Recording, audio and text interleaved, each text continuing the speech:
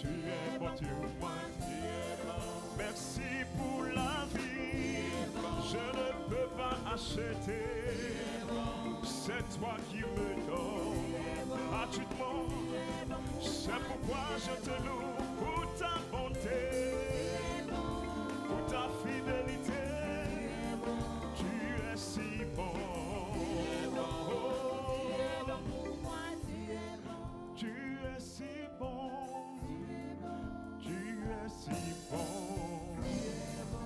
Tu es si bon. Tu es bon.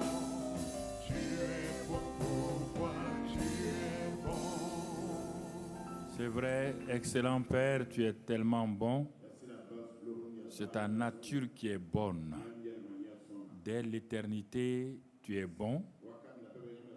Ce n'est pas à cause de tes actes. Tu es déjà Dieu bon éternellement. Et dans le temps, tu nous fais recevoir les bénéfices de cette bonté.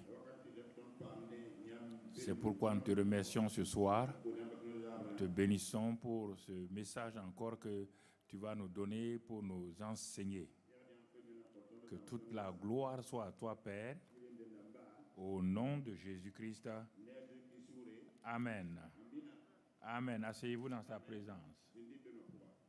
Alors donc, ce soir, tout juste avant de commencer, je crois qu'on est en train de...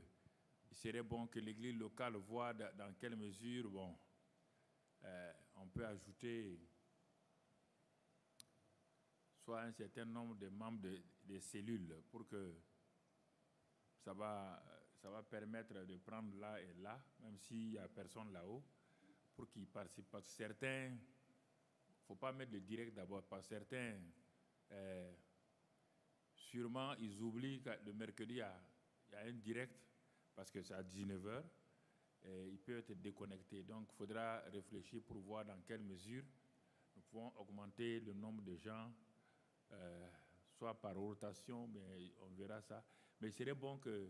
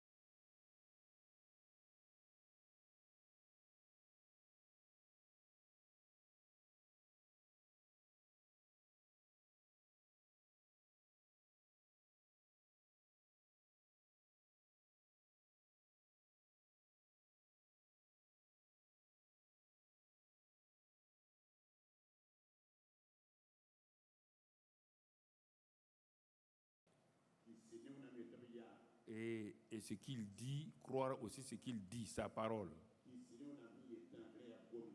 Et deuxièmement, nous avons vu que lorsque nous croyons, ça c'est le résumé de dimanche passé, on a déjà vu, on a terminé par ces trois éléments-là. Et deuxième élément, laisse ta bouche proclamer ce que ton cœur croit. Parce que c'est de l'abondance du cœur que la bouche parle. Si tu contredis ton cœur, tu deviens un hypocrite. Un hypocrite ne reçoit rien. Et quand tu as parlé et proclamé pour toi-même et agis avec courage et détermination, si ces trois éléments-là, tu les retiens toute ta vie, tu es tranquille. Tu ne peux pas être un chrétien qui porte de fruits sans ces trois éléments. Croire ce que Dieu dit qu'il est. Quand il dit qu'il est bon, je crois que tu es bon. Quand il dit il est amour, tu crois, il est amour. Ça, c'est sa nature. S'il te dit maintenant, voici ma parole que tu dois croire, tu crois aussi la parole. Ça, c'est au niveau du cœur. Quand tu as cette certitude, cette assurance-là, tu commences à te parler à toi-même. Tu parles à toi-même. Comme je l'ai dit, les anciens, Seigneur, tu as dit mon âme te bénit, je te bénis, parce que tu me délivres de la mort prématurée et tu me rassasies de longs jours. Et à cause de cela, tu remplis de bienfaits ma vieillesse et tu me rajeunis comme l'aigle. Cela se trouve dans le psaume 103 et ensuite le psaume 91. C'est ce qu'il a dit lui-même. Il a dit cela. Donc, je dis cela. Et il n'a pas dit de nier. Parce que quand on dit de dire, là, on n'a pas dit de mentir. Dire la vérité de la parole de Dieu, ce n'est pas du mensonge. Au moment où tu dis la vérité de la parole de Dieu, la réalité de ton corps est là, la réalité de ta chair est là, les douleurs sont là. Donc, on ne t'a pas dit de mentir, on ne t'a pas dit non, je n'ai rien, je ne sens rien. Non, on ne t'a pas dit ça. On te dit, Dieu a dit, je crois ça.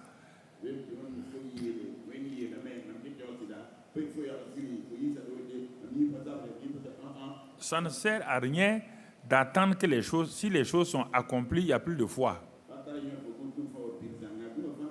Le jour qu'il y aura ça, il a dit que si lui ne voit pas les marques dans la main de Jésus, il ne veut pas croire. Quand Jésus lui a montré les marques des clous là, il n'a plus besoin de croire, il avait honte maintenant. Et le Seigneur lui a dit, mais si tu ne vois pas, tu ne crois pas. Vous comprenez? C'est une éducation de notre âme et de notre esprit. Il n'y a rien d'automatique en dehors de la nouvelle naissance. La nouvelle naissance est automatique. Je suis né de nouveau automatiquement. Quand je crois, je reçois Jésus. Je suis né de nouveau. Je suis un bébé spirituel.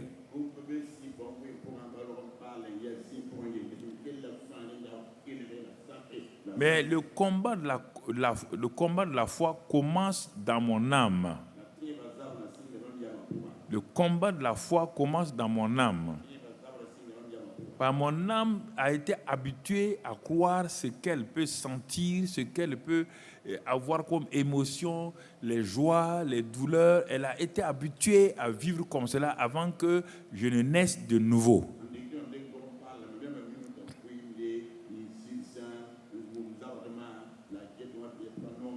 C'est pourquoi on demande à Dieu de restaurer notre âme et de renouveler notre intelligence avec la parole de Dieu afin que nous allions de l'avant. Et quand il y a ça, notre âme commence à s'aligner sur notre esprit. Parce que dans notre être, la tripartite, là, il y a 3 éléments, il y a l'esprit, l'âme et le corps. Depuis ma naissance jusqu'à la rencontre avec Christ, c'est mon âme qui me dirigeait. Et mon âme a eu un associé qu'on appelle mon corps. Ils ont travaillé toujours ensemble en symbiose. Voici qu'un intrus vient rentrer là-dedans qu'on appelle mon esprit régénéré. L'âme et le corps disent, mais ça c'est qui? Brusquement, je suis né de nouveau. J'aimais prendre, avant d'être né de nouveau, j'aimais prendre la drogue, par exemple. Et ça me fait du bien, comme les gens disent. Ça me fait rêver, ça me fait oublier mes problèmes. Je suis né de nouveau. Mon esprit dit, je rejette la drogue. Et enlève le goût de la drogue en moi. Mon esprit, il est bébé, mais il est fort. Il a la nature divine. Mais mon âme, qui aimait chaque soir à 18h, aller dans les choses bizarres, et mon corps le suivait, les deux se révoltent contre mon esprit. Et à 18h, au moment où mon esprit, non, à 18h, le soir, donc c'est ça, à 18h, mon esprit est dans la joie. Je chante. Mais mon âme et mon corps, brusquement, comme c'est chaque jour à 18h là, mon âme et mon corps à 18h sentent un manque. Ils sentent quelque chose qui leur manque. Ils commencent mon corps commence à me tordre. Donc, au niveau de mon âme là, je ne suis plus dans les sentiments, dans les bonnes émotions. En ce temps, mon esprit est tranquille. Mais comme les deux là s'allient contre mon esprit, au bout de quelque temps, je peux retomber là-dedans sans me rendre compte. Et c'est ça qui fait que les gens croient qu'ils n'étaient pas nés de nouveau. Ils sont nés de nouveau, mais ce sont des bébés spirituels. Mais ils n'ont pas commencé à faire les trois choses. Et si dans leur église, on ne leur apprend pas ça, pendant 5 ans, il va lutter, parce qu'à la fin, il sera découragé. Croire ce que Dieu est, tout en croyant ce qu'il dit, parler et agir. C'est ça qui fait la croissance spirituelle. Ça me permet de grandir.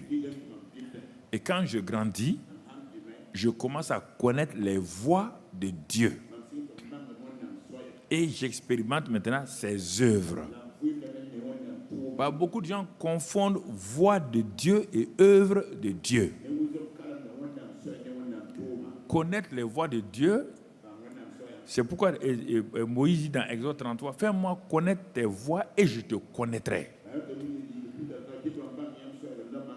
Le peuple voulait les œuvres. Ils ont vu les œuvres en Égypte. Ils ont vu les œuvres dans le désert. Ils n'ont jamais cru. Moïse était lié aux voies de Dieu. Comment Dieu est, ce qu'il dit, il était lié à ça. Moïse n'était pas lié au miracle. Non, mais le peuple était lié au miracle. Et pendant 40 années, ils ont vu toutes sortes de miracles. Ils n'ont jamais cru. Et en dehors de deux, tous sont morts au désert. Donc, c'est cet équilibre-là qu'il nous faut. Ce n'est pas les miracles et les œuvres, non. Mon frère, ce n'est pas ça. Si vous voyez, si vous regardez les choses, vous allez voir beaucoup de pasteurs maintenant pour vouloir tromper les gens. Certains vont aller faire des compromis avec le monde. Ils vont faire des compromis avec le monde pour épater leurs chrétiens. Parce qu'ils pensent que le peuple est là pour les œuvres.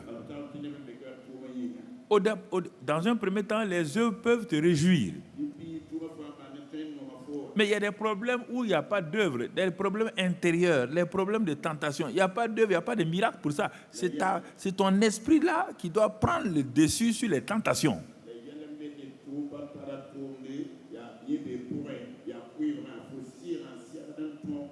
Aucun pasteur ne peut faire un miracle face à tes tentations, face à tes... Non, même toi, tu ne peux pas. Ça, c'est la parole de Dieu.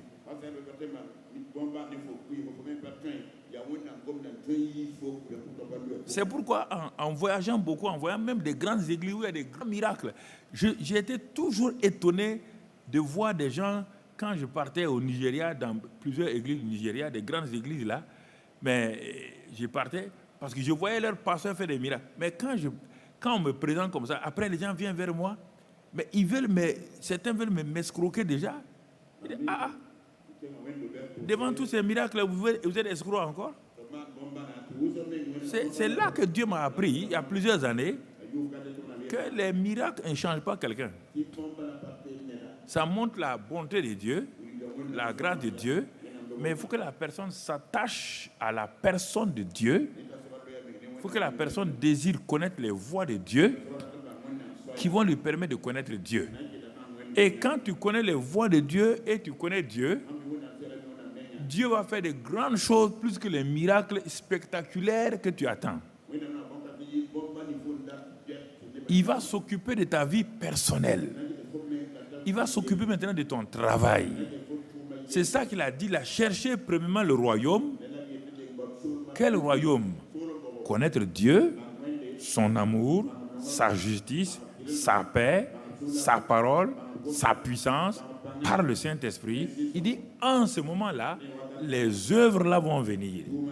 Et les œuvres ne te dérangeront pas. Les œuvres ne te rendront pas orgueilleux, parce que tu connais Dieu.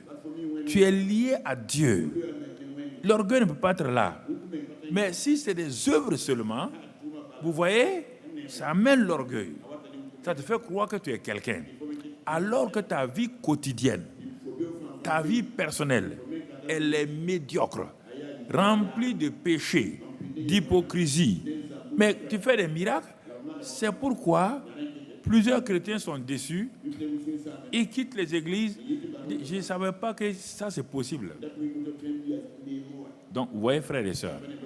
Donc, c'est pourquoi, en revenant sur la bonté de Dieu, ça stabilise notre vie chrétienne.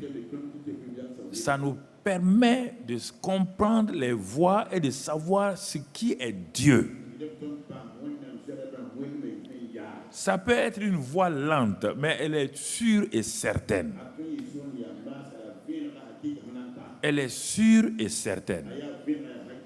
Et ce soir, ce que nous allons voir, ça va t'aider à comprendre peut-être les premiers mois ou les premières années de ta vie chrétienne, ça va t'aider à comprendre. Nous allons voir l'amour de la loi et l'amour de la grâce. Oui.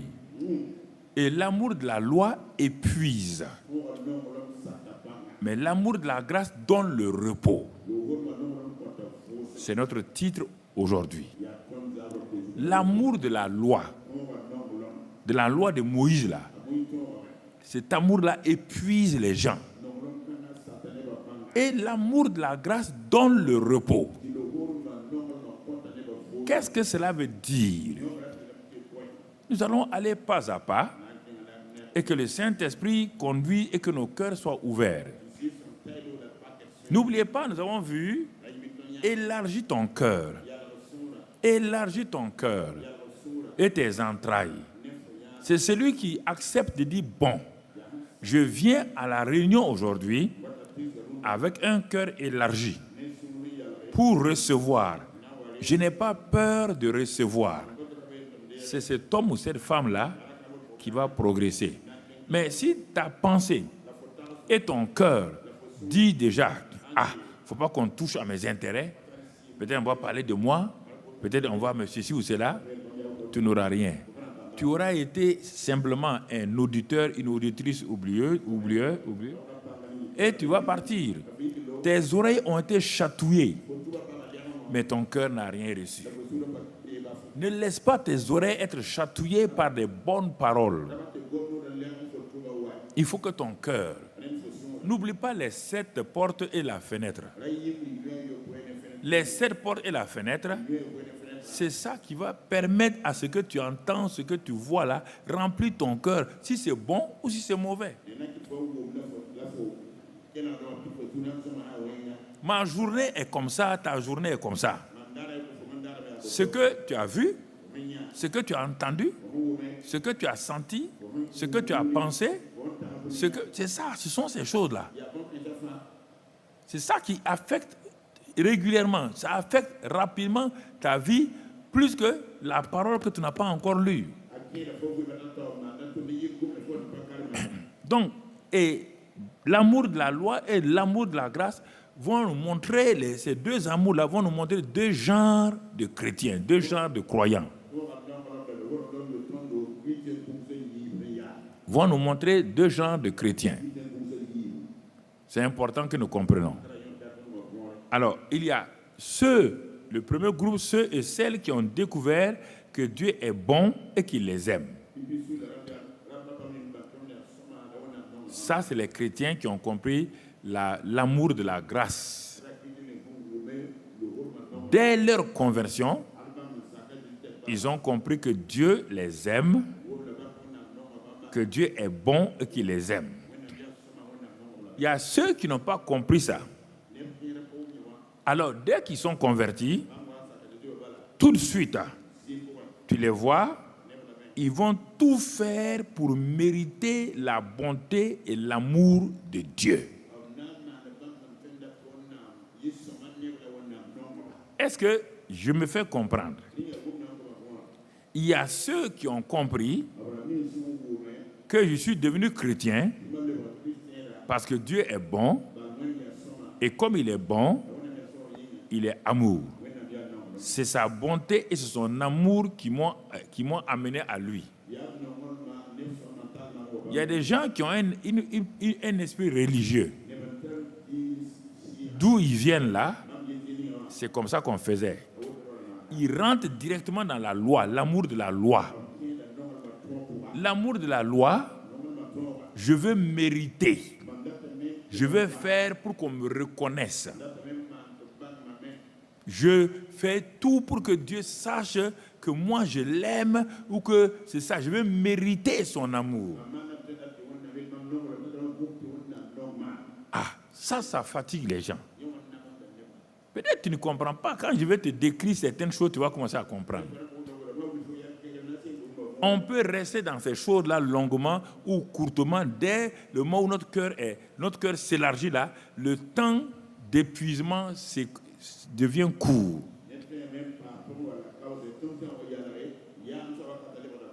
On va commencer au temps de Jésus déjà, quand Jésus est venu dans les 4 évangiles.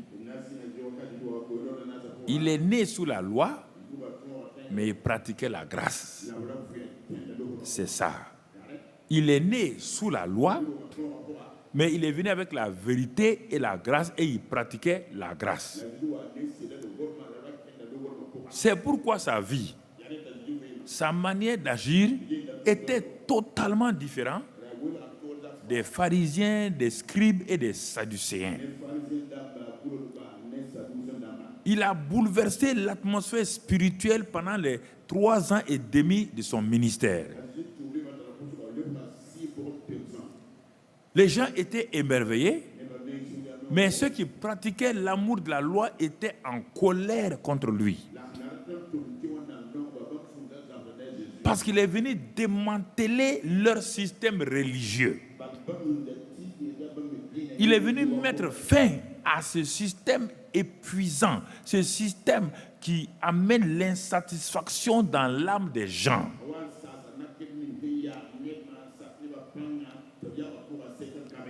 Et parce que les pharisiens, les scribes n'ont jamais compris la bonté et l'amour de Dieu. Et c'est ça, il faut le reconnaître que la plupart d'entre nous, nous avons commencé notre vie chrétienne avec cette approche-là que je vais lire dans Matthieu 22 et au verset 34. Il est écrit dans ce passage-là que les pharisiens, ayant appris que Jésus avait réduit au silence les sadducéens, se rassemblèrent. Et l'un des pharisiens, docteur de la loi, lui fit cette question pour l'éprouver.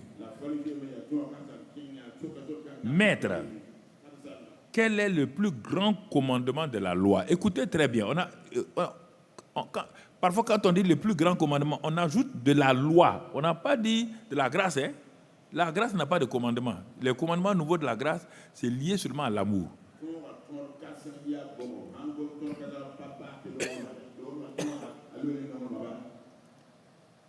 Sa question est précise. Et la réponse de Jésus sera précise. Quel est le plus grand commandement de la loi? Donc, ce pharisien, déjà, vous voyez, sa question, là veut dire que bon, si quelqu'un arrive à obéir à ce grand commandement-là, il doit être lui-même grand. Mais Jésus dit, si c'est la loi, le plus grand commandement de la loi, le voilà. Tu aimeras le Seigneur ton Dieu de tout ton cœur, de toute ton âme et de toute ta pensée. C'est le premier et le plus grand commandement. Et voici le second qui lui est semblable. Tu aimeras ton prochain comme toi-même. De ces deux commandements dépendent toute la loi et les prophètes. Il ne te parle pas de grâce. Quand tu prêches ça là, tu mets les gens sous la loi et tu vas voir ce qui va arriver. Quand tu lis quelque chose, il faut lire et puis prendre tout. Il dit, le pharisien a dit, quel est le plus grand commandement de Dieu? Non, il dit de la loi. Il faut bien écouter. Hein? C'est le système qui gérait Israël à l'époque. Jésus est venu. Ils ne veulent pas tenir compte de Jésus. Comme le jeune homme riche. Jésus est là devant lui. Il l'appelle bon maître. Mais il revient à la loi. Que dois-je faire? Quand tu négliges la présence de Jésus en toi et avec toi, tu tombes de cette manière-là sous ça et ta vie sera remplie d'épuisement, d'insatisfaction.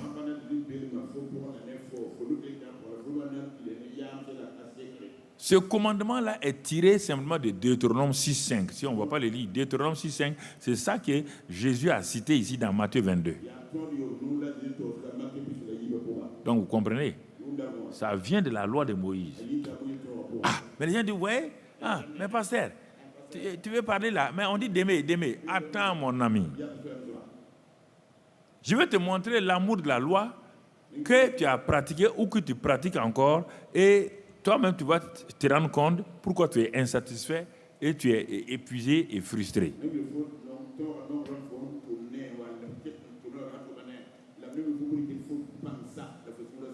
Et nous allons voir pour cela deux personnages bibliques au temps de Jésus avant qu'il soit né de nouveau. On va les voir. L'un s'appelle Simon-Pierre, l'autre s'appelle Jean.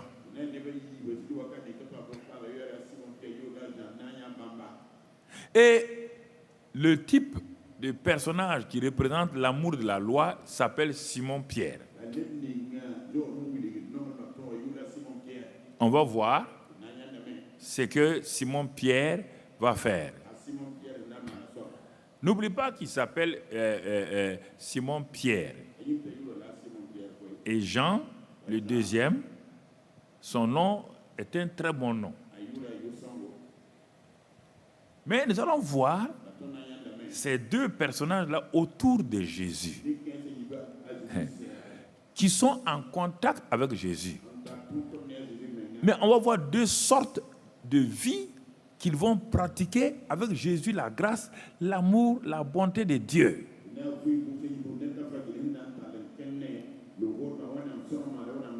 Et avec le Saint-Esprit en toi, Jésus-Christ en toi, tu peux vivre comme Pierre ou Jean.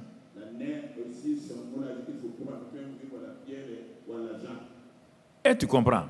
Ça ne dépend pas de Jésus, ça dépend de toi. Simon, c'est le gars dont l'âme est remplie de sentiments, d'émotions, de bonne volonté et de bonne foi.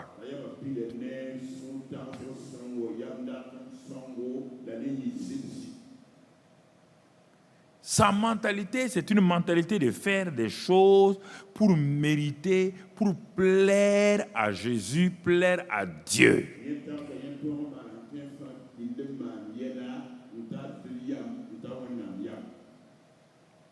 Chaque fois, il est le premier à vouloir faire ça. Il y a des gens dans l'église, ils veulent satisfaire le pasteur, ils font tout pour que le cœur du pasteur soit content, mais ils sont dans l'insatisfaction permanente. Pourquoi?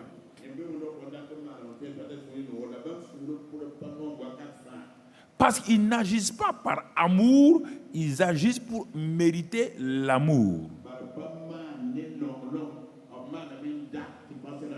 pour mériter l'amour. Pour mériter l'amour, il est important que nous comprenions ces choses, que nous saisissons ces choses et que nous puissions comprendre que le Seigneur est fidèle. Alors, Simon-Pierre.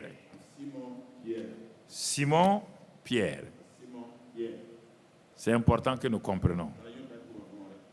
Et tu vas voir si tu es identifié à ces deux-là. Je te donne quelques exemples de l'amour de la loi avant de continuer. Bien qu'on soit devenu chrétien, né de nouveau, on est sous la grâce, mais nous marchons selon l'amour de la loi jusqu'à ce que nous comprenions qu'est-ce que la grâce de Dieu.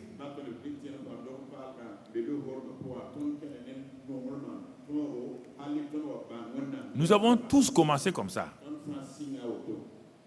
Mais au bout d'un certain temps, nous avons arrêté parce qu'on a vu que ça ne va pas.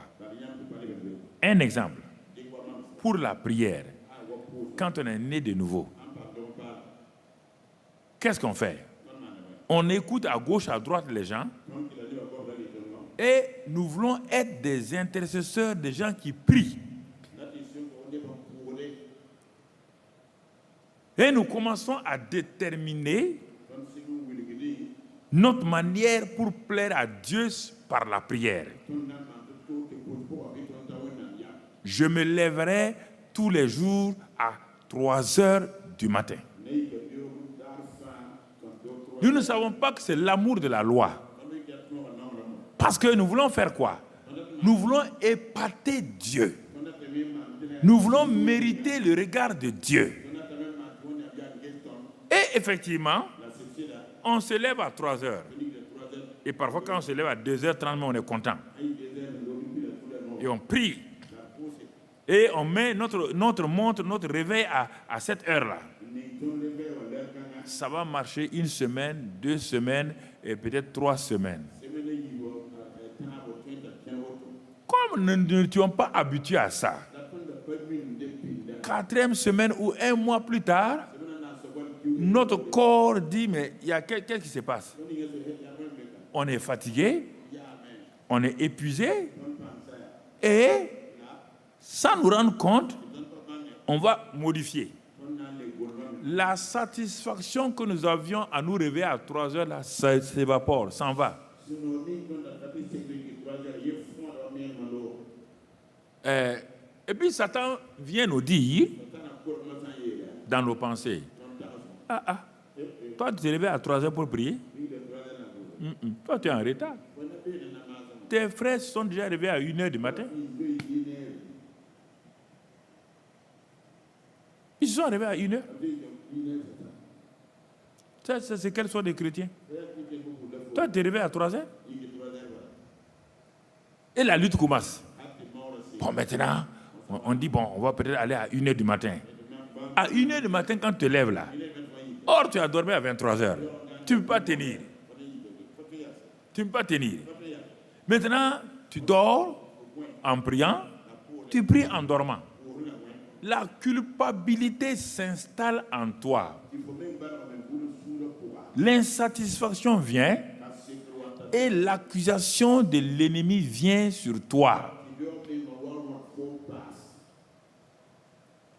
L'accusation de l'ennemi vient sur toi. Maintenant, tu es là. Bon, tu n'oses pas dire à quelqu'un, mais tu es en train d'avoir une lutte personnelle. Une lutte personnelle. Te réveiller à 3 heures là ne t'apporte plus de joie, ne t'apporte plus rien. Mais au contraire, une insatisfaction s'installe en toi.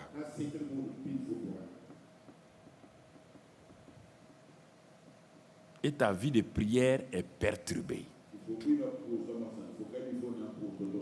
Parce qu'à un moment donné, tu es épuisé physiquement. Quand le réveil fait crrrr, tu tends ta main dans ton sommeil, tu appuies. Tu éteins. Mais maintenant, quand tu as éteint, Et tu dépasses, tu te réveilles à 5 heures. Monsieur Satan se présente. Voilà. Voilà ceux qui parlent, disent qu'ils vont prier là. Mettez votre montre à 3 heures du matin. Vous vous réveillez à 5 heures du matin. Quel genre de chrétien est? Il met dans tes pensées ça. Quel genre de chrétien tu es? Toi-même, ce n'est pas la peine. Et tu commences à te décourager pour rien. Parce que tu veux prouver à Dieu, tu veux mériter. Pas, tu as entendu des gens qui disent qu'ils se lèvent à minuit, ils prient jusqu'à 6 heures, mais ils ne t'ont jamais dit que ça n'a jamais été permanent, que c'est de temps en temps qu'ils font. Ils ne t'ont jamais dit la vérité. Les chrétiens mentent.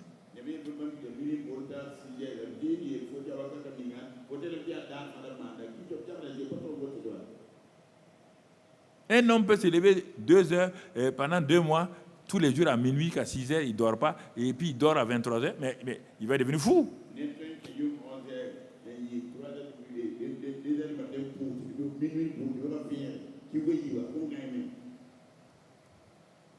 Ça, c'est l'amour de la loi.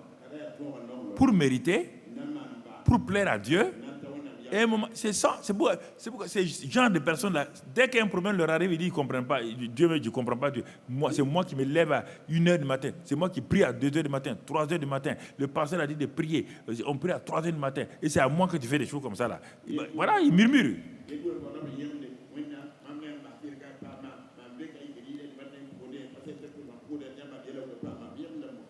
L'amour de la loi. Quand on est converti, on te dit, bon, maintenant lis ta Bible, lis la Bible. Bon, il commence à lire un chapitre. Quand il a fini de lire un chapitre, il est content.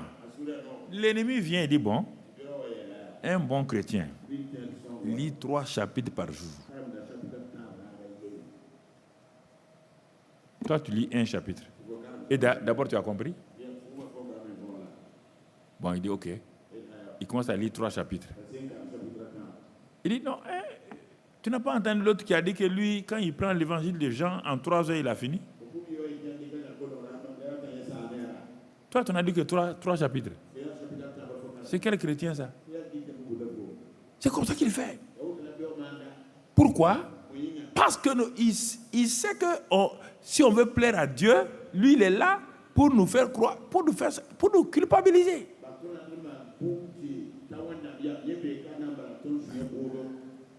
Tu entends que, bon, dans telle église, dans tel groupe là, les gens prient, ils jeûnent beaucoup.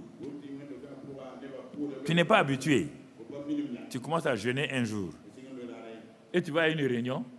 Quelqu'un se lève et dit qu'il lui a jeûné 21 jours. Satan dit, regarde bien. 21 jours. Toi, tu jeûnes un jour. Hein? Regarde. Ça, c'est chrétien, ça. Hein? Tu as entendu, non? 21 jours. Toi, c'est un jour. Tu commences maintenant, tout est braqué sur le jeûne. C'est ça, tout est braqué sur le jeûne. Tu fais 3 jours. Quand tu es content, il dit jeûne d'Esther. Moïse a fait 40 jours. Jeûne d'Esther, c'est quoi? Fais le jeûne. Tu peux faire le jeûne de Moïse. Ou le jeûne de Daniel, 21 jours. Et les gens commencent maintenant. Tu vois, ils veulent forcer la chair. Pas parce qu'ils aiment Dieu, hein. Ils veulent prouver à Dieu, ils veulent mériter. Regarde ta vie. Actuellement, là où tu es au point mort. Ta vie de prière est au point mort. Ta vie de méditer la parole de Dieu est au point mort. Tu ne prends pas plaisir. Parce que tu ne comprends pas, tu ne parles pas de la bonté de Dieu. Toi, tu veux aller à la bonté de Dieu. Non. C'est la bonté de Dieu qui est le fondement. La bonté de Dieu n'est pas le but. L'amour de Dieu n'est pas le but. Ce sont les fondements sur lesquels on se base pour aller de l'avant. Regarde. C'est pourquoi tu entends des églises entières. Cette année, 21 jours. L'année prochaine, 40 jours. Mais quand tu parles de demander, bon, vous avez fait 21 jours là. Vous avez reçu quoi? Vous avez fait 40 jours là. Vous avez reçu quoi? Dites-moi.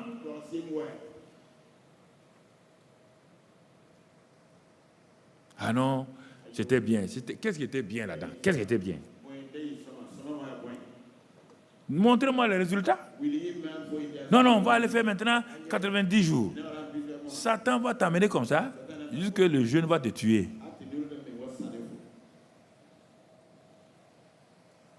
Quand tu arrives aussi, Dieu te dit, mais moi je ne t'ai pas dit de venir maintenant. Tu es venu maintenant parce que tu as trop jeûné.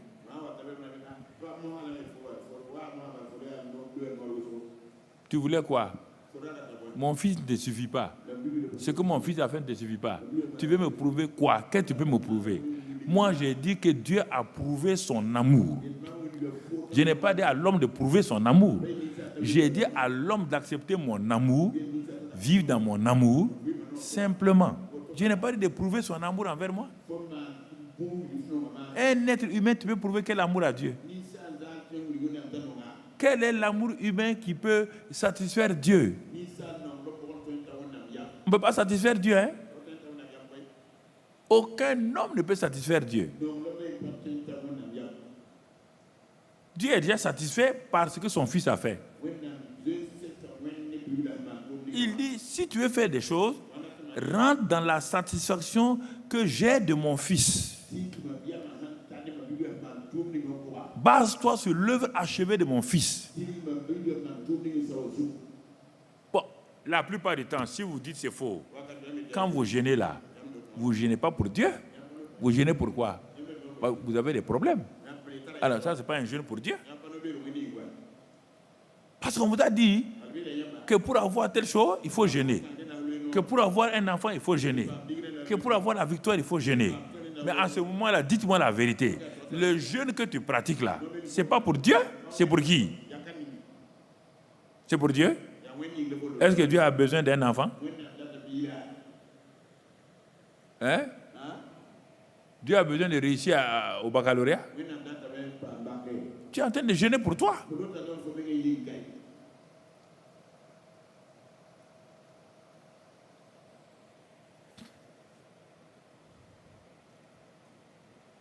Puisqu'on te dit que quelqu'un t'a dit, pour que ton problème soit résolu, il faut que tu fasses 15 jours de jeûne.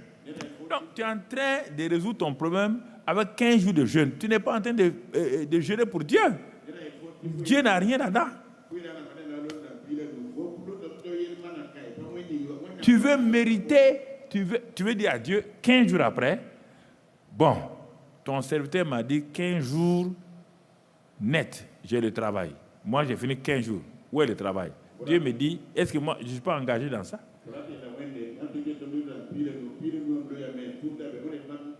Est-ce que moi, je t'ai dit ça? Ah, mais ton serviteur, si c'est lui, va lui dire de te donner un travail. Va lui dire de te donner un travail. Les gens comprennent. Toutes les églises sont... Écoutez-moi, quand je dis ça là, les gens veulent parler. Il n'y a pas quelqu'un qui a conduit l'église du centre d'évangélisation dans ces choses-là plus que moi. Ok. Ceux qui se rappellent, on fait des prières matinales ici, oui ou non? Toute la rue était remplie de nos motos et quoi. Voilà, on était là. On a quitté là-bas. C'était des veillées, chaînes de prières. On a tout fait, toutes sortes de prières. Toutes sortes de prières. Mais on les faisait mal. Nous le faisions pour mériter, pour faire plaisir à Dieu. Donc, on faisait ça, c'est comme si on voulait remplacer tout ce que Jésus a fait là par le jeûne et la prière. Et beaucoup d'églises sont là aujourd'hui. Ils ont mis l'œuvre de Christ à part. C'est tout simplement ce qu'eux, ils veulent là, leur jeûne et prière là.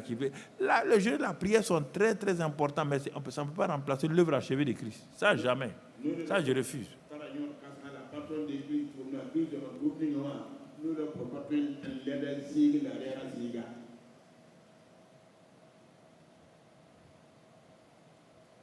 Ah si. Toi, tu rencontres quelqu'un qui n'a pas l'argent, tu lui donnes 1000 francs. L'ennemi te dit, mais toi, tu as 10 000 francs, toi, tu donnes 1000 francs à cette femme-là. Tu aurais pu donner les 10 000 francs. Ta joie s'en va. Par les 10 000 francs devient comme une épine dans ta poche. Ah! Mais la femme elle avait besoin de 10 000 francs. Tu as donné 1000 et tu as gardé 9 000. C'est quel genre de chrétien ça? C'est un avare comme ça là.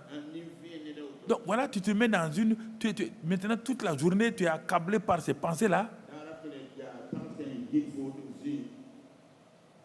C'est ça. Un bon chrétien se sacrifie. Il prend tout ce qu'il a. Il part donner aux pauvres. Comme ça, les gens sauront que tu es un chrétien d'amour.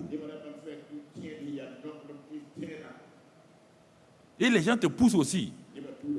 Quand tu entends les gens, au début, là, j'ai été obligé, il y a plusieurs années, j'ai été obligé d'élever la voix. Parce que quand les gens sortaient, ensemble, il n'y avait pas beaucoup de voitures. Tous ceux qui avaient des voitures, là, les gens venaient ici, quand ils sortent, ils s'en vont taper aux fenêtres des gens, là, ils baissent. Ah, je veux ça, je veux ça. Il faut venir me dire. Il dit, mais on ne peut pas dire qu'il n'y a pas d'amour ici parce qu'on n'a pas donné de l'argent. Ne vous laissez pas manipuler.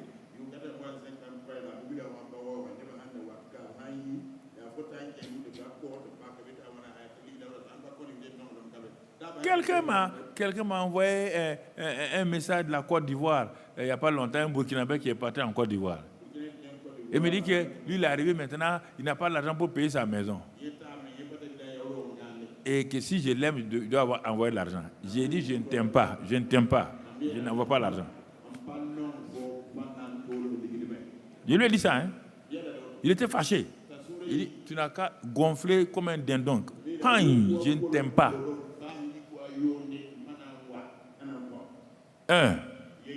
Les frontières sont fermées. Comment tu as fait pour aller en Côte d'Ivoire? Tu es un fraudeur. Tu es un fraudeur?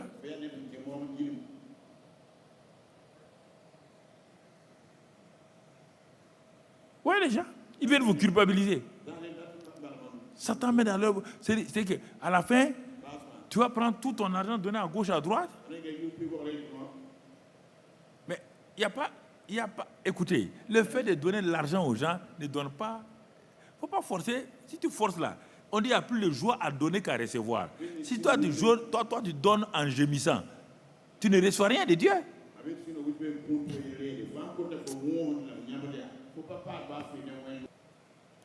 Je vois quand tu viens me parler, je vois de quelle religion tu viens. Je sais d'où tu viens. C'est ça. Ta manière de gérer l'argent là me montre de quelle religion tu viens. Ouais, tout ça là. Les gens ne se basent pas sur la bonté et l'amour. Ils veulent faire pour mériter l'amour et la bonté.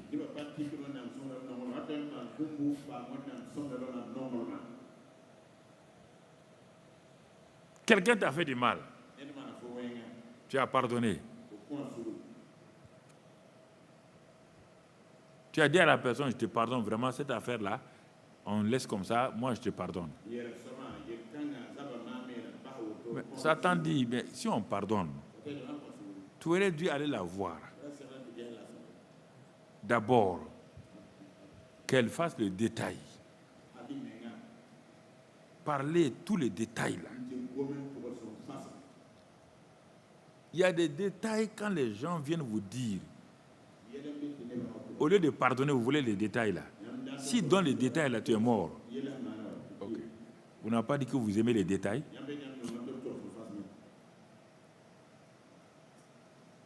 Tu as vu où Jésus a dit venir donner les détails?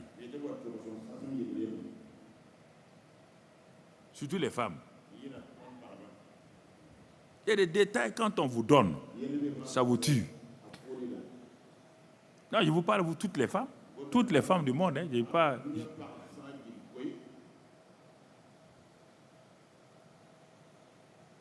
Le pardon. Jésus, quand tu es sauvé, Jésus t'a dit, viens maintenant, assois-toi et donne-moi les détails de toute ta vie là. Il t'a dit ça. Hein? Pourquoi vous voulez le détail? S'il n'y a pas de détail, vous ne pouvez pas pardonner. Donc, il faut laisser.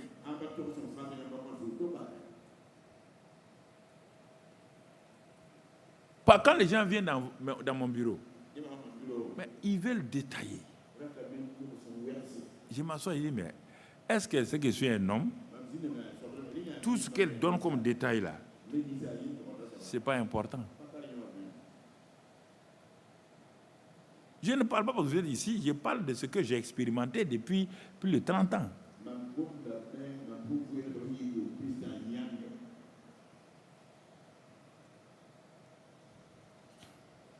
Les détails que les gens... Il y a des gens qui sont allés donner des détails là. Donc les maris ont dit, bon, comme tu as fait, il faut prendre tes affaires parties.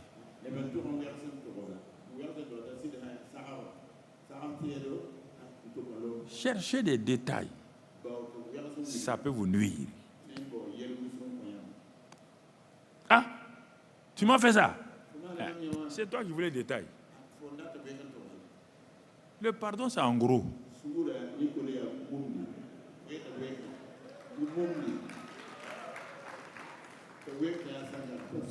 Mais regarde la Bible. Montre-moi les détails dans la Bible. Montre-moi. Non, je vous dis ça. Parfois, vous créez des problèmes. Quelqu'un qui vient te dire, il faut m'excuser, vraiment, je te haïssais, vraiment, il y a des choses que je voulais faire là, vraiment, qui ne sont pas bons dans ma tête. Ah bon? Dis-moi ce que tu voulais faire. Ah bon? Non, c'est bon, mon frère. Ce que je voulais te faire là. Mais comme tu me pardonnes là, il n'y a pas... Non, dis-moi les détails là. Il est bon. J'avais un poison là. Quand je mets dans la boisson, la personne, 15 minutes plus tard, quand je suis parti, c'est fini pour la personne. Donc tu voulais me tuer. On t'a dit de pardonner. Tu veux les détails. Il t'a donné les détails. Il dit c'est pas fini. Tu veux les détails encore.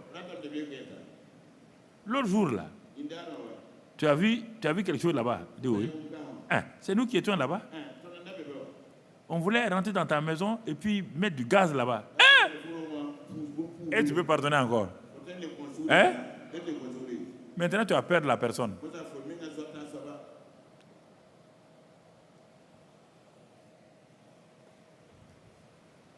Dieu n'a pas demandé, viens ici, donne-moi les détails.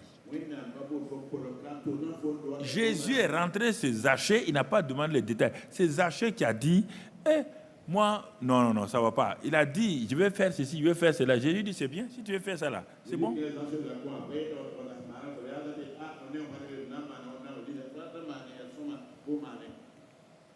Ah, mon frère, ça crée un cycle d'insatisfaction. Et alors, ça te crée des problèmes.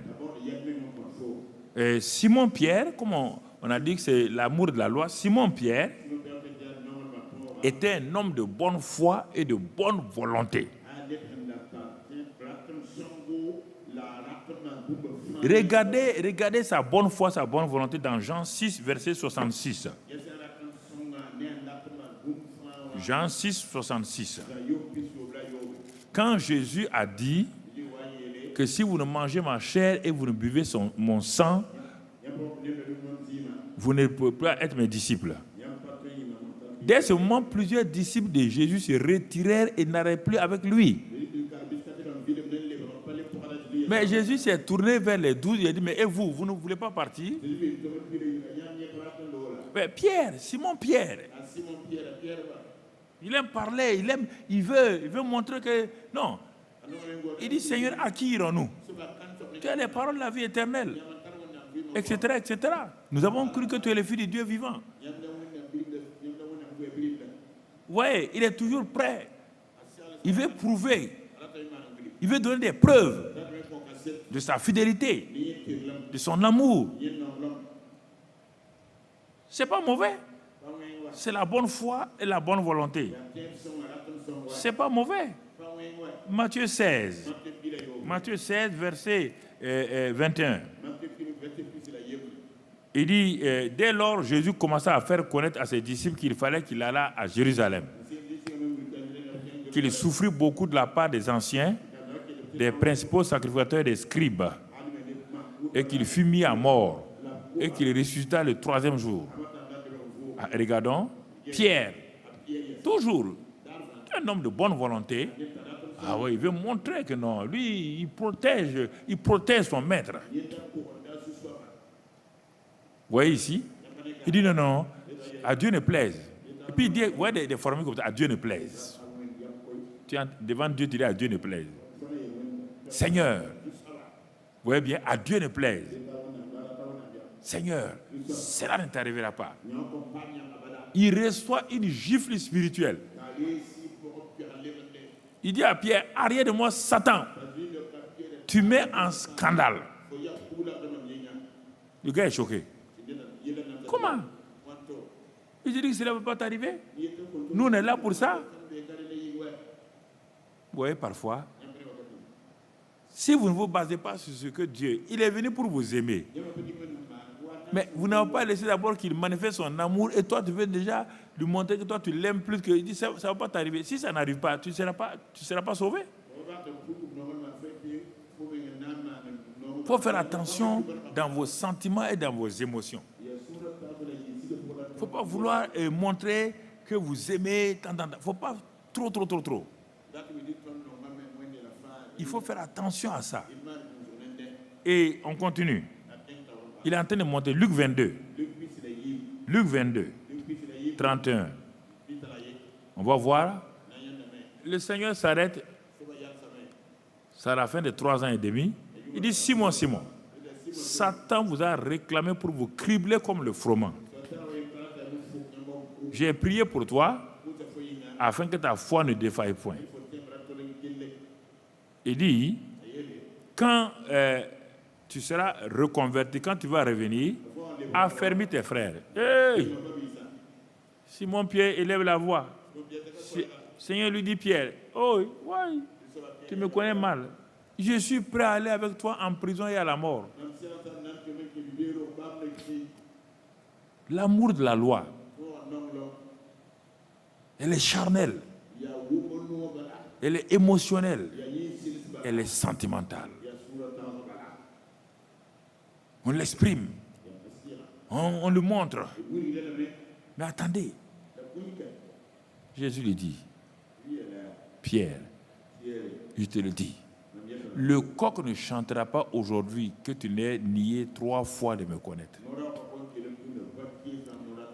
Dans d'autres passages, pour prouver à Jésus, il a enlevé son épée et quand les gens sont venus, il a coupé l'oreille de quelqu'un. Jésus dit, mais toi, ton amour là nous crée des problèmes. Ça, c'est quel amour? Un amour qui enlève les oreilles des gens?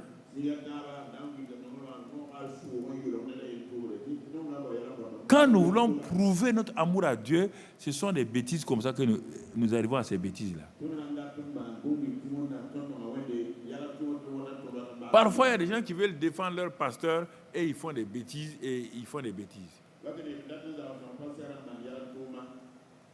L'amour de la loi crée toujours des problèmes aux gens. Vous voyez bien?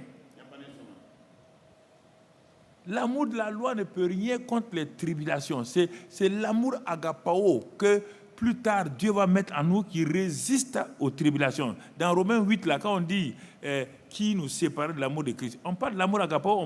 Regardez, le Pierre est là-bas maintenant et il résiste, mais ici, là, il ne peut pas.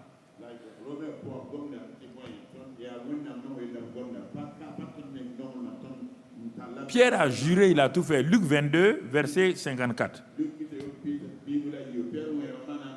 Luc 22, verset 54. Après avoir saisi Jésus, ils l'amenèrent et le conduisirent dans la maison du souverain sacrificateur. Pierre suivait de loin. L'amour de la loi, elle est comme ça. Il est comme ça. Quand les tribulations commencent, celui qui a dit que jusqu'à la mort, il va te suivre là, il est loin maintenant. faut pas être choqué.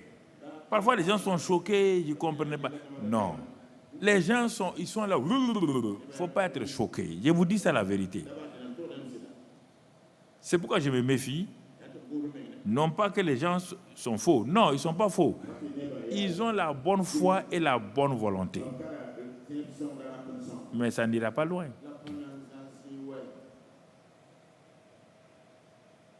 Ça n'ira pas loin. Oui. Ils suivaient loin, de loin. Maintenant, deuxième niveau, ils allumèrent du feu au milieu de la cour. Et ils s'assirent. Pierre s'assit parmi eux. D'abord, il suit de loin. Il s'assoit parmi la foule là. Il n'ose pas suivre Jésus. Hein? Il s'assoit hors là. Il s'assoit là-bas. Et à cause de ça, la tribulation vient. Une jeune fille dit, toi tu étais parmi ses disciples. Il commence à jurer. 3 fois, quand il a juré, le coq a chanté. Jésus s'est retourné. Il a regardé Pierre avec un amour agapao. Un amour de compassion. Et Pierre est sorti. Il a pleuré amèrement. L'amour de la loi trahit toujours quand les tribulations sont là. L'amour de la loi s'éloigne de ceux qu'on a proclamé qu'on aime.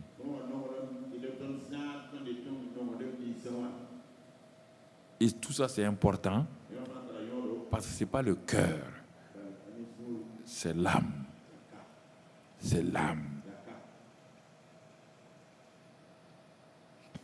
Il a fallu que Jésus ramène Pierre. Dans Jean 21, on ne va pas le lire, Jean 21, versets 15 à 19. Jésus va utiliser son amour à lui pour guérir le cœur de Pierre. Il va guérir le cœur de Pierre. En disant, Pierre, m'aimes-tu? Pierre ne savait. Le mot aimer là, ça ne voulait plus rien dire pour lui. Et dans le grec, Jésus a utilisé les 2 mots forts. Il a dit, est-ce que tu m'aimes agapao? Pierre dit, ouais, ça c'est trop fort. Lui, il ne sait pas. Hein? Jésus a répété une deuxième fois, est-ce que tu m'aimes agapao? Pierre dit non. Donc Jésus baisse maintenant le niveau de l'amour. Pour nous montrer. Il dit, bon, est-ce que même tu me philéo? Est-ce que tu m'aimes comme un ami? Pierre dit que lui, il ne sait plus rien. Il ne sait plus rien. Jésus va le guérir. Et Jésus dit, suis-moi maintenant. Donc nous voyons. Le deuxième personnage s'appelle Jean. Lui, il va pratiquer l'amour de la grâce. Il n'a pas encore l'amour de Dieu répandu dans son cœur. Le Saint-Esprit n'est pas encore descendu. Alors, mais comment Jean a fait pour pratiquer l'amour de la grâce? Comment il a fait? J'ai dit l'amour de la grâce. Je n'ai pas dit l'amour répandu dans nos cœurs. Romains 5,5. Il n'y a pas de l'amour de la grâce. Mon frère, ma soeur, il a découvert la bonté et l'amour de Dieu manifesté en Jésus-Christ.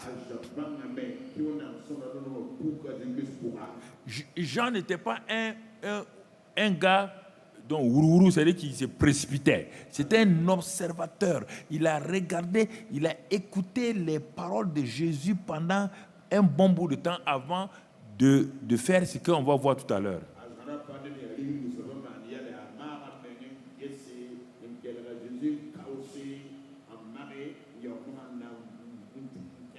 Il était là quand Jésus a rencontré Nicodème. Et que Jésus a dit à Nicodème, Dieu a tant aimé, Jean 3,16, Dieu a tant aimé le monde qu'il a donné son Fils unique afin que quiconque croit.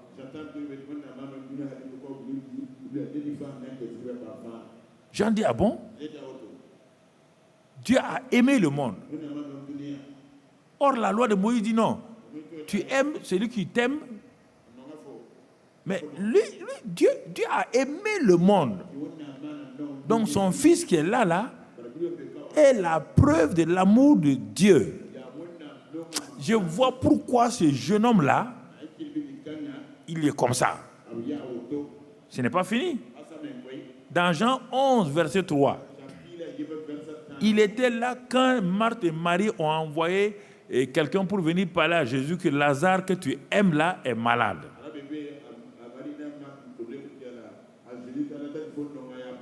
Ah? Lazare que tu aimes là est malade. Ah bon? On n'a pas dit Lazare qui t'aime là. On dit Lazare que tu aimes là. Ah, le monsieur, même les femmes là ont reconnu qu'ils nous aiment. Hein? Et au verset 5. Regardez, verset 5. Or, Jésus aimait Marthe et sa sœur et Lazare. On n'a pas dit que Marthe l'aimait. Non. Dieu n'a pas d'abord besoin de votre amour. C'est ça que vous ne comprenez pas. Si vous n'avez pas compris que Dieu vous aime et vous voulez l'aimer, mais vous allez souffrir parce que Dieu il n'apprécie pas ça. Vous ne pouvez pas aimer Dieu. Vous allez l'aimer comment? Vous allez l'aimer comment? Dites-moi. Dites-moi. Vous ne vous aimez même pas vous-même. Vous n'aimez pas votre mère, vos frères comme vous devez. Comment vous pouvez aimer Dieu que vous ne voyez pas?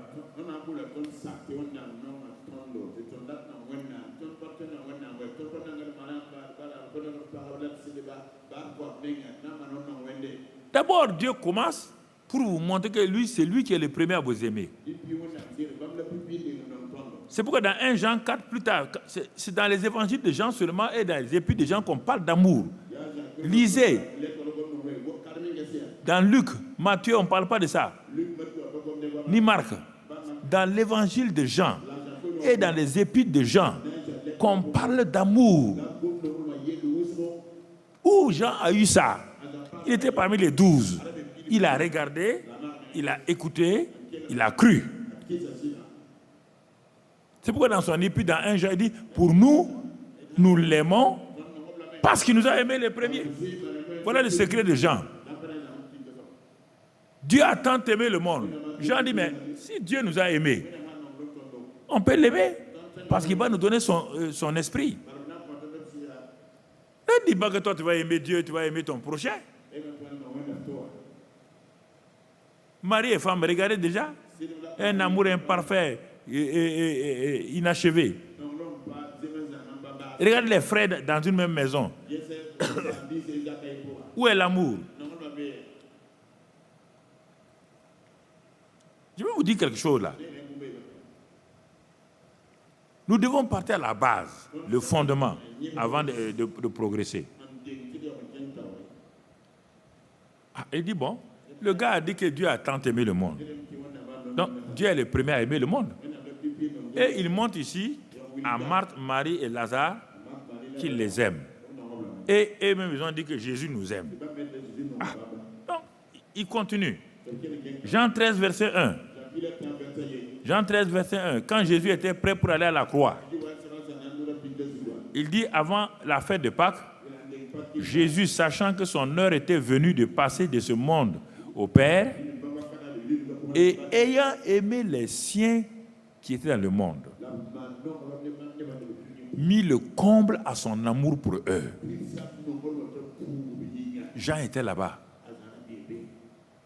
Maintenant, lui-même va voir l'amour de Dieu là exprimé par Jésus. Il mit le comble à son amour. C'est-à-dire qu'il a donné la dernière chose qui remplit le vase là, qui remplit le vase d'amour là. Il a donné ça.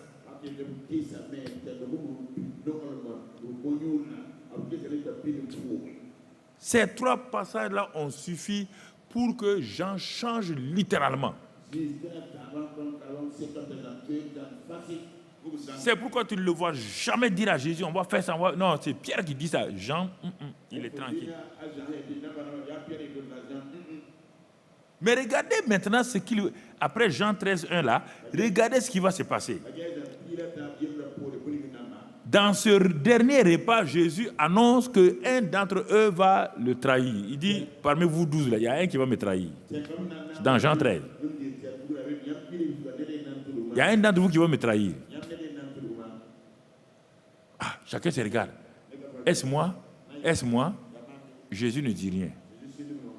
En tout cas, il y a un qui va me trahir. Il a dit que Jésus connaissait la personne. Mais regardez quelque chose maintenant. Verset Jean 31, on va lire verset 21. Et verset 21. Il dit en vérité, ok, on va au verset 22. Les disciples se regardent les uns les autres, ne sachant de qui ils parlaient. Vous comprenez? Ils ont fait cela. Mais au fur et à mesure que les choses se passaient,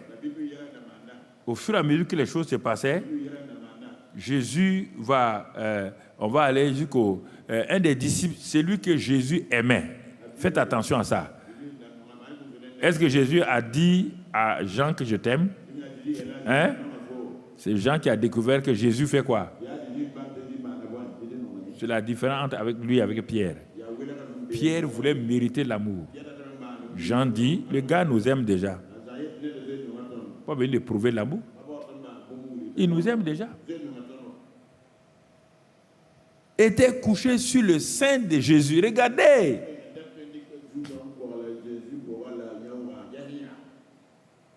Il a tellement compris que Dieu l'aimait. Un gars qui n'est pas né de nouveau prend sa tête et il va poser sur la poitrine de Jésus. Comme un bébé pose sa tête sur la poitrine de son père ou de sa mère. Il n'y a aucune culpabilité en lui. Il n'est même pas encore rempli d'amour. Mais il a découvert l'amour de la grâce. L'amour qui est lié à la grâce. Ça n'a rien à voir avec mes actes. C'est l'amour que Dieu manifeste envers moi. Ça me donne l'assurance. Ça me donne la certitude. Est-ce que vous comprenez? Nous sommes devenus chrétiens, pas avec cet amour-là. On ne l'a pas compris. Et même on fait 15 ans, 20 ans, on n'a pas compris. On veut tout le temps prouver. C'est pourquoi quand il y a une chose qui nous arrive, on est mécontent. Mécontent. On ne voit jamais Jean mécontent. Jamais. On ne voit jamais Jean être comme ça, en haut, en bas, en haut, en bas. Le gars était sûr que Jésus l'aime. Il a entendu Jésus dire, j'aime tout le monde. J'aime Marthe, Marie et Lazare. Et il met le comble à son amour. Mais comment voulez-vous que je dise? Mais il m'aime. C'est pourquoi il a pris sa tête, il dit, tu as mis le comble à ton amour, moi aussi je vais te montrer que j'accepte cet amour-là. Il a pris sa tête, mettre sur la poitrine de Jésus.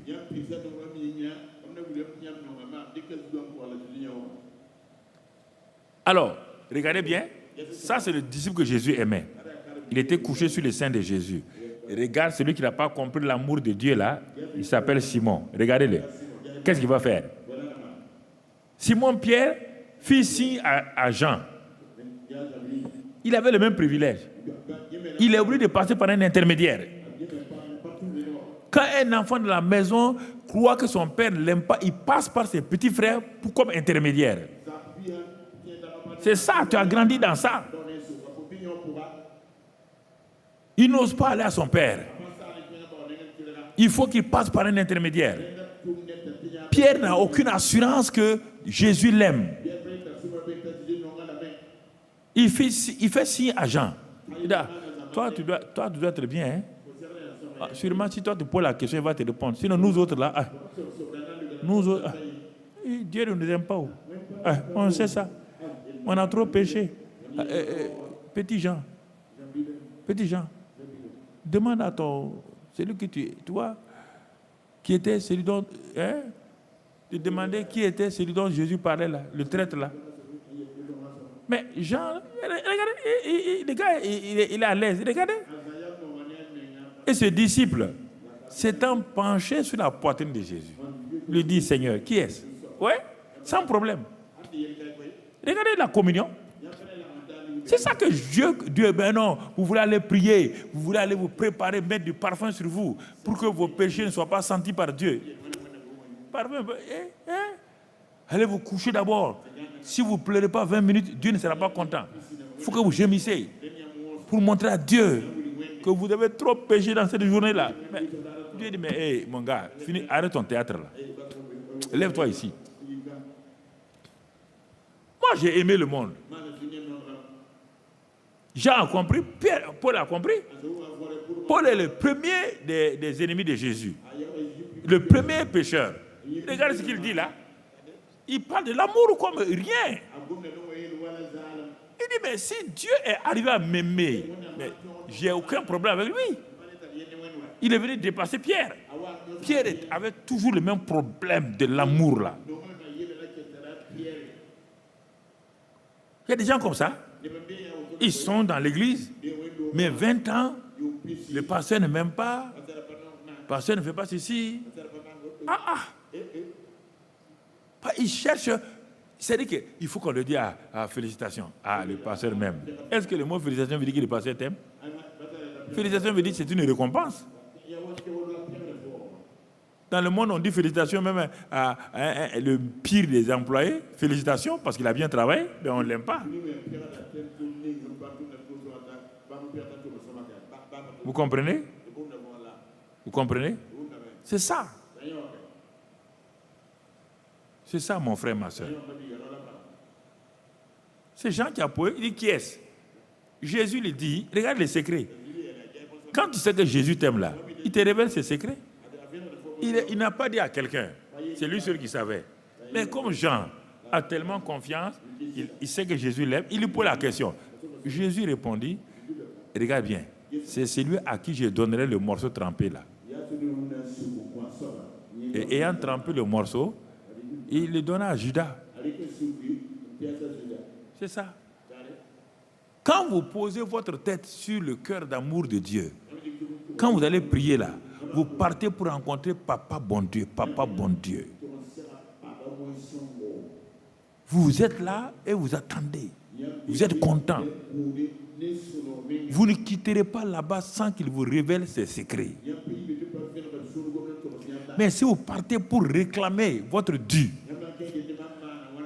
un syndicat spirituel,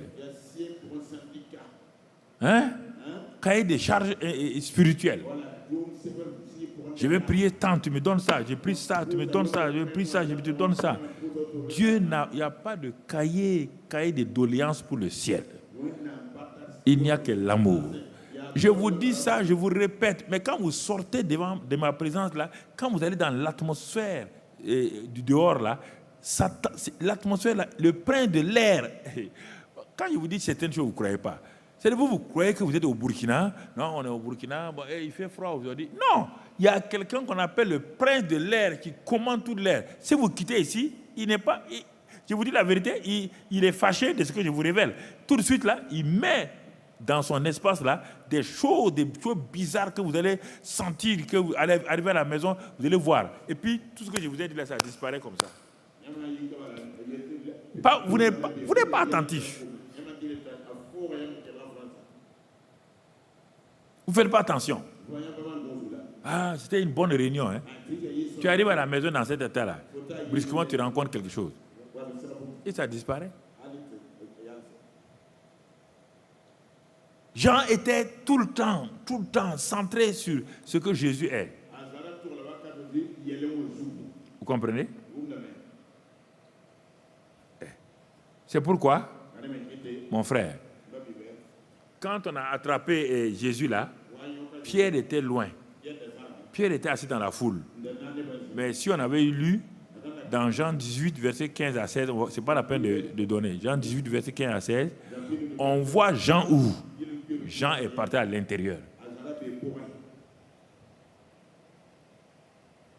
Et c'est de l'intérieur qu'il est sorti encore dans son évangile là. Il est sorti pour chercher Pierre, pour le faire rentrer, pour aller. Mais Pierre, quand Pierre s'est avancé, il a dit non, lui il va s'asseoir dans la cour intérieure là. Jean est parti là où il y a Jésus lui-même.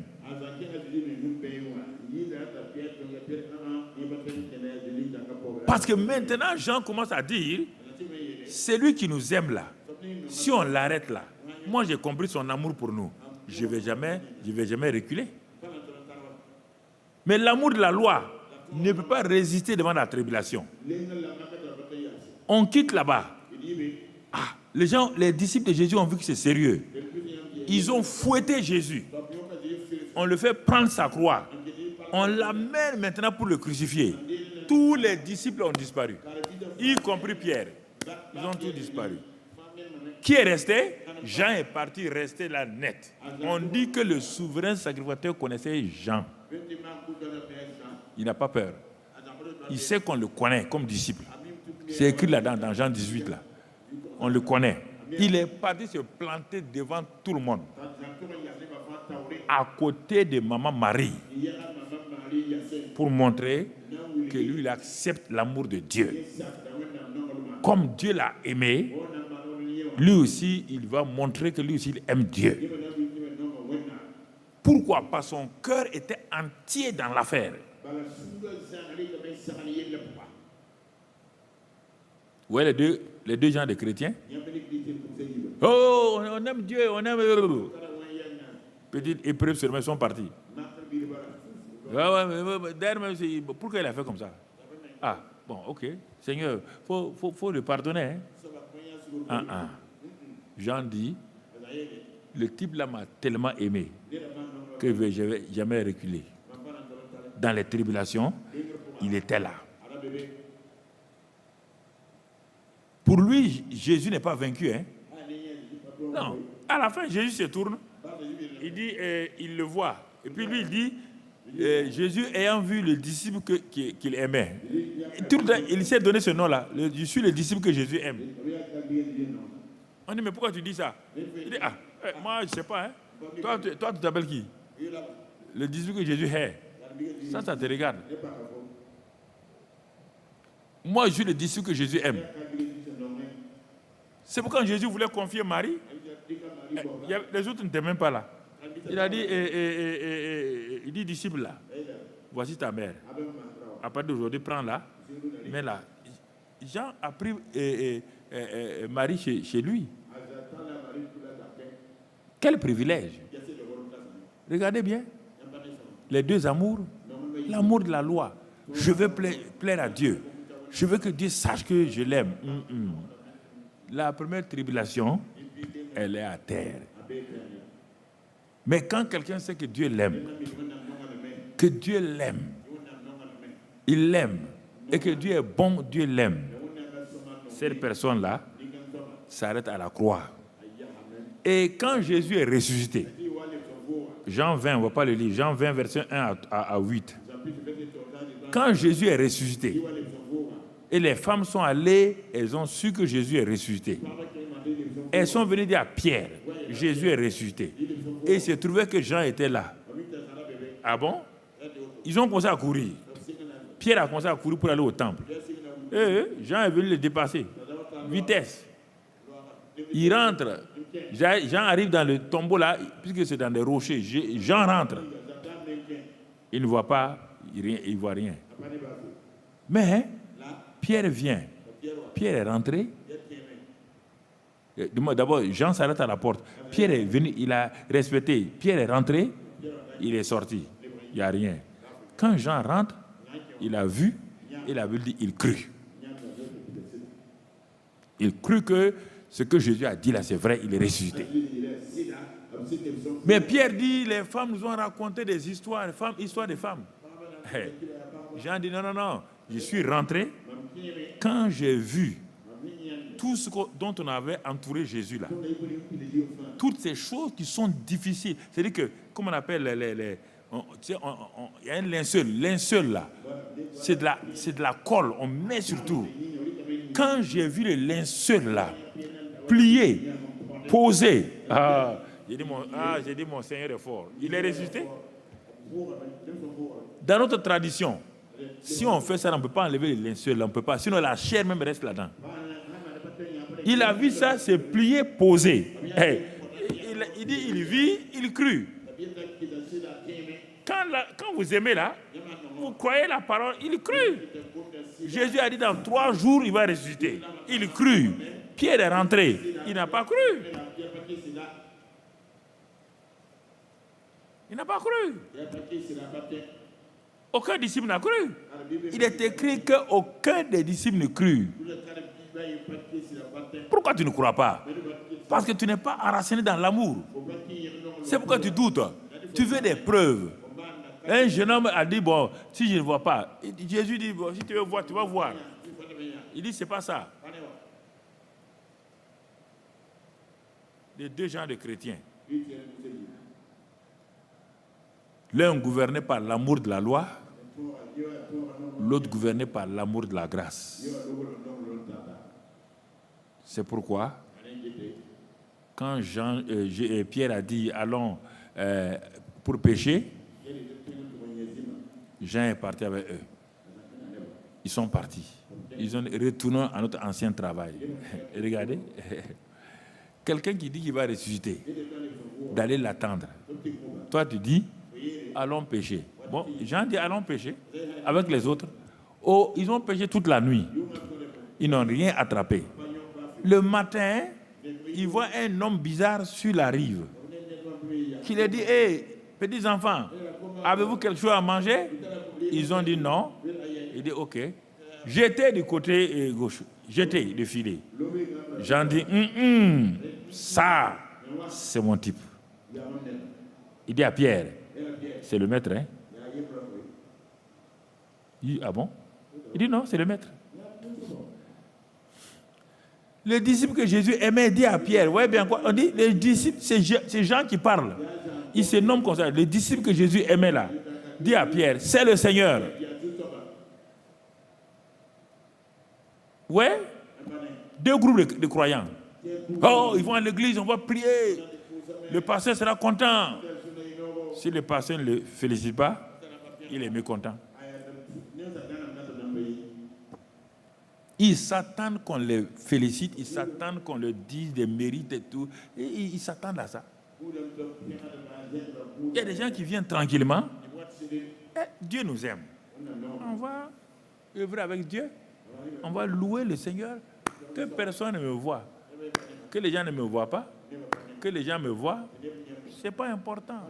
Ce qui est important, Dieu me voit. C'est ça, Jean. C'est ça, Jean. Tu comprends?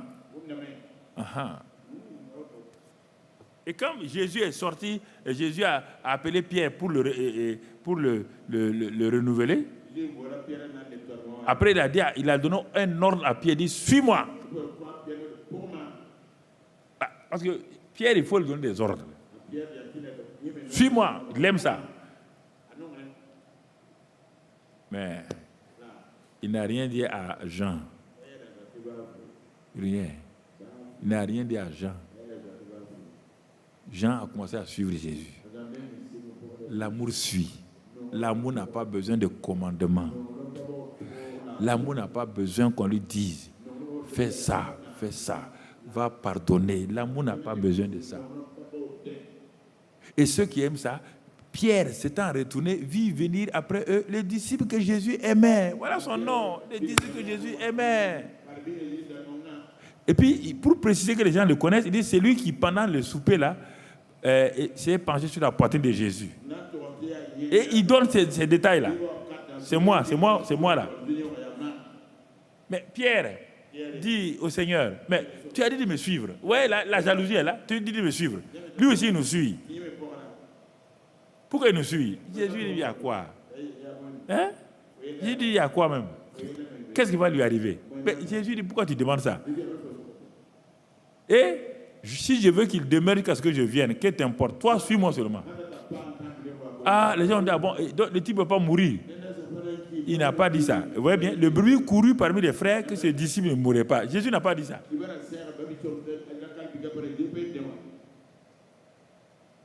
Vous comprenez? Quelle est ton attitude? Vous qui êtes à la télévision, vous qui êtes sur les réseaux là, regardez bien, vous dites, ah, on aime Jésus, on aime... les chanteurs chantent, on aime Jésus. Bah, fouille. Il n'y a rien.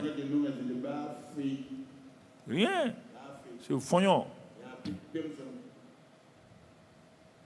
Dès qu'on commence à les critiquer, critiqué leur passé, ils sont partis. Ils ont disparu. Toi, tu dis TBI. Voilà. TBI. TBI, c'est quel nom? Mais moi, je te vois garer ta voiture. Non. Moi, je ne gare pas ma voiture. Comme il y a une pharmacie là, bon, comme ils ont beaucoup de pièces, quand ils ont fini leur culte, je viens prendre des pièces pour...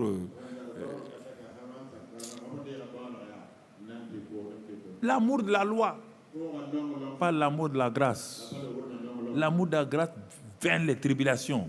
L'amour de la grâce reste près de la croix. L'amour de la grâce reste près de ceux. C'est ça. L'amour de la grâce ne cherche pas ses intérêts. C'est pourquoi Jésus voulait confier quelque chose d'important. L'Apocalypse, il a dit, bon Jean, tu viens là, tu vas écrire l'Apocalypse, la révélation. Écris la révélation. Et quand Jean écrit la révélation, au verset 5-6, il a dit, c'est lui qui a dit qu'il nous aime là. Il aime le mot aimer. Va lire les épîtres de Jean, tu vas trouver amour partout. Amour, bien-aimé, amour. Va trouver. Tu prends les autres épîtres là, tu ne verras pas le mot amour.